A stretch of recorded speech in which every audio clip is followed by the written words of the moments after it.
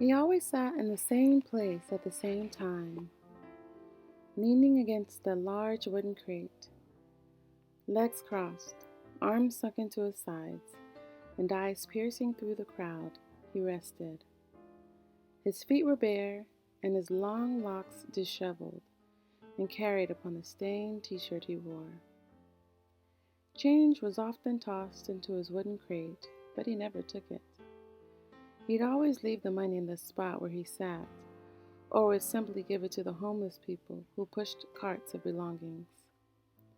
Just as he routinely sat in the same place every day, the same people walked by every day. One day, the man again sat with his large wooden crate. However, this day was different. This day, there was a sign fastened to the crate. It invited people to instead write their own needs on a piece of paper and drop them into the crate.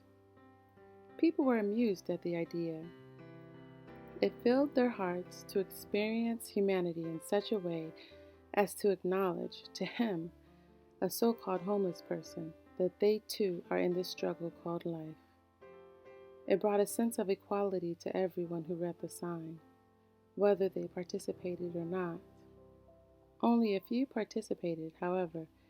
Every passerby either praised him for his project or brightly smiled while tossing in a dollar bill instead of coins. Weeks later, the man appeared a bit later than his usual time. He was with his large crate as usual, but again things were different. This day, the man wore shoes and a suit, a fancy suit, and his hair was neatly pulled back into a man bun. He was actually stunning. People didn't recognize him until he stood adjacent to his wooden crate with a sign that read, "I wasn't homeless. I actually came here every day for a lunch and walk and wait for gardeners to deliver flowers to my crate. I was in the process of planting a surprise garden for my wife. But today, I wanted to say thank you for your kindness." As he recognized people who gave him their written down needs, he would reach into his wooden crate, retrieve a box, and give it to them. People were in shock. "Wow, I can't believe this," cried one woman, and proceeded to hug the man. As the people began to disperse and go home, a little boy walks up to the man and asks why he never wore shoes the previous days, to which he replied, "Sometimes angels need to improvise to fulfill God's work.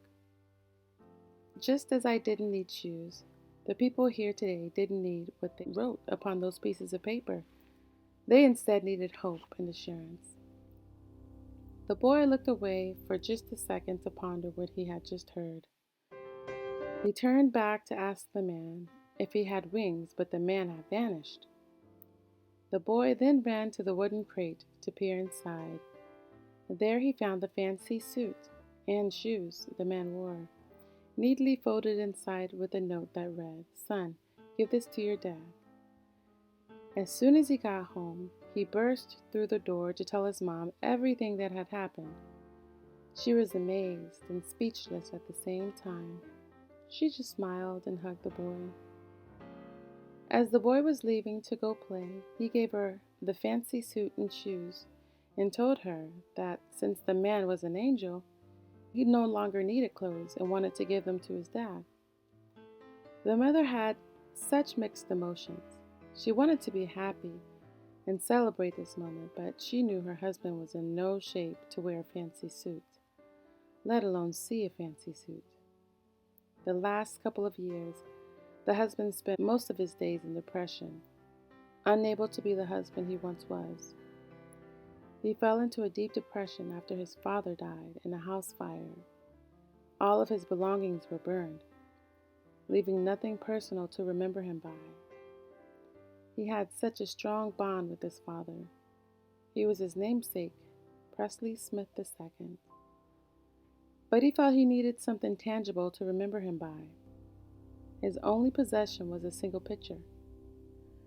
His father hated taking pictures, so the husband was the only person to have a picture of him.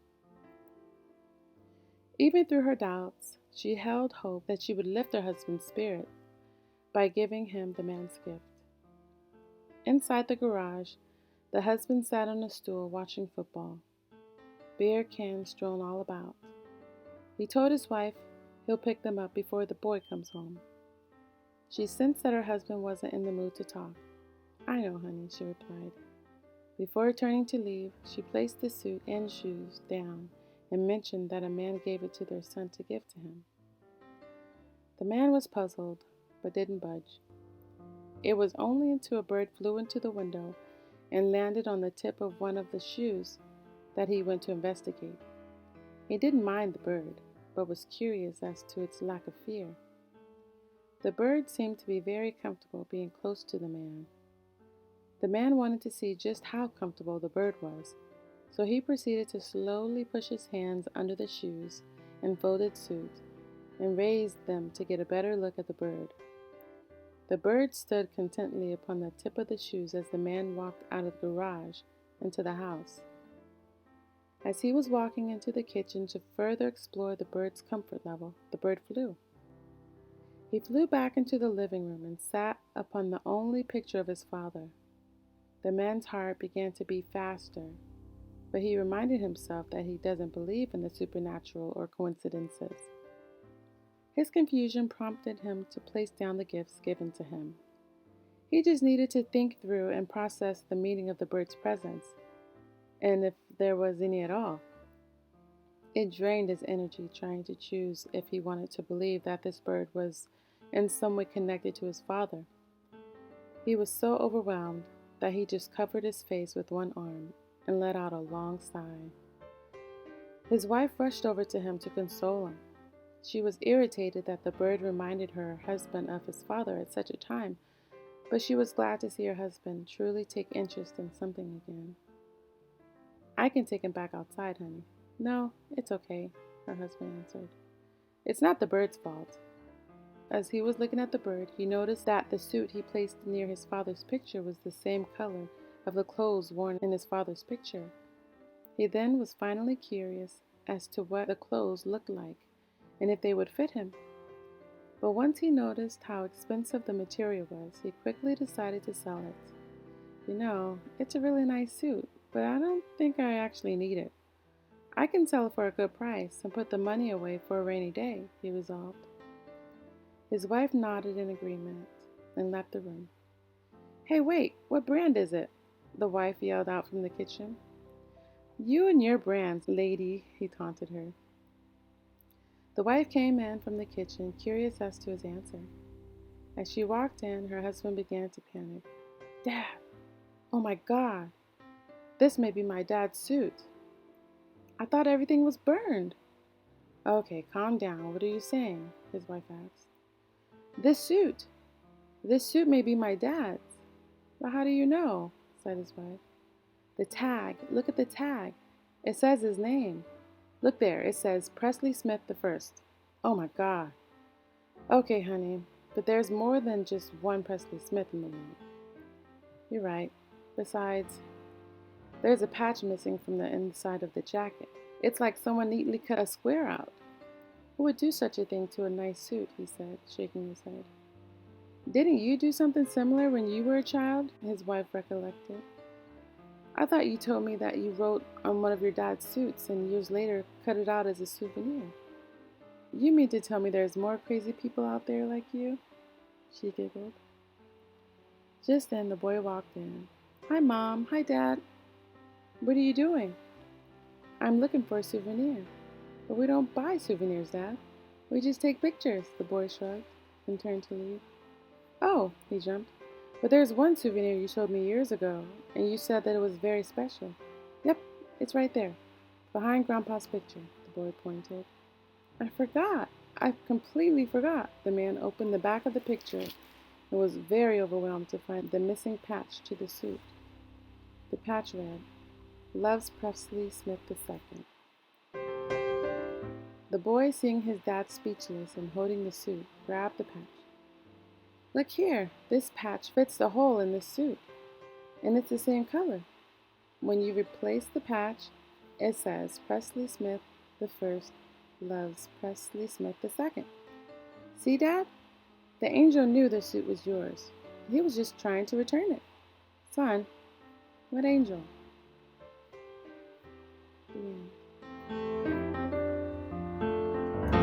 Hey everyone, thank you so much for listening. I really enjoy creating these stories and reading them to people. Please don't forget to like, subscribe, and share your comments on today's anonymous letter. Until next time, keep thinking positive. Positive thoughts will take you far. Bye now.